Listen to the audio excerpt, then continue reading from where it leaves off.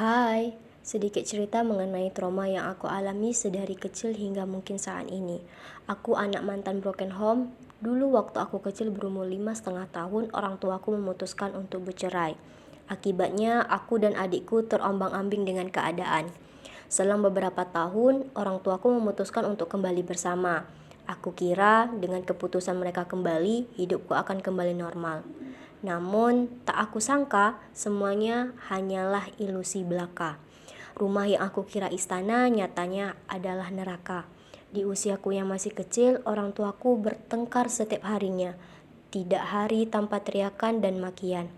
Ayah yang keras selalu memaki-maki mama, tak hanya mama, aku pun ikut imbasnya. Tanpa berbuat salah, ayah selalu membentakku, bahkan tak jarang juga mengeluarkan kata tidak pantas. Akibatnya, aku takut untuk berbicara dengan orang lain, tidak berani mengeluarkan pendapat sendiri karena takut akan tidak penerimaan dari orang lain. Selain itu, aku juga tidak berani tampil di depan orang banyak.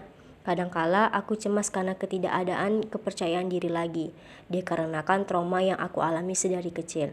Trauma yang aku alami masih ada sampai saat ini. Keadaan orang tuaku masih saja seperti dulu, sering bertengkar hingga saat ini. Rasanya sangat sulit untuk menghindari itu semua. Tatkala aku pun merasa stres dengan keadaan tersebut. Kadang juga aku merasa ingin pergi saja dari dunia ini mengingat apa yang terjadi. Saat aku naik ke atas panggung, lututku terasa lemas. Mataku tertuju pada ratusan pasang mata di depanku dan tenggorokanku mendadak tercekat. Rencana yang sudah kurancang matang buyar seketika.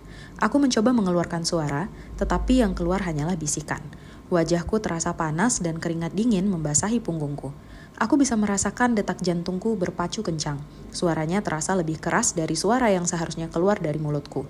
Beberapa wajah di barisan depan mulai tampak tidak sabar. Saat itulah aku tahu bahwa aku telah kehilangan kendali dan hanya ingin menghilang dari pandangan mereka semua.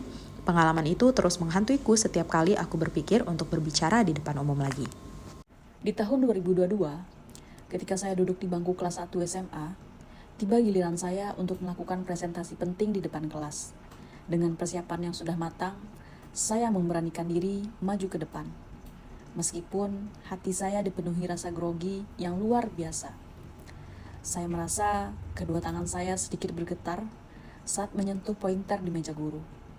Saya pun berusaha keras menarik nafas dalam-dalam.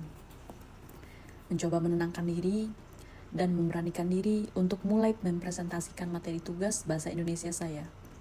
Saya mulai presentasi dengan suara yang sedikit tertahan. Namun, perlahan mulai menimbulkan ritme saya. Kira-kira di pertengahan waktu, saat fokus saya sedang terpusat pada slide berikutnya, hal yang sangat tidak diduga terjadi. Tanpa peringatan sedikit pun, ingus saya tiba-tiba keluar dan menetes. Sontak, suasana hening di kelas pecah. Beberapa teman mulai cekikikan, diikuti oleh tawa yang lebih keras. Bahkan guru pun terlihat menahan senyum. Saat itu juga, rasanya seperti semua mata tertuju pada saya, dan waktu terasa melambat. Pikiran saya langsung dipenuhi dengan kecemasan, kepanikan, dan rasa malu yang sangat tinggi. Saya hanya ingin menghilang dari ruangan itu. Kejadian memalukan tersebut yang terasa sangat signifikan di usia remaja, akhirnya menimbulkan pengalaman traumatis yang cukup mendalam bagi saya, terutama saat harus berhadapan dengan situasi berbicara di depan umum.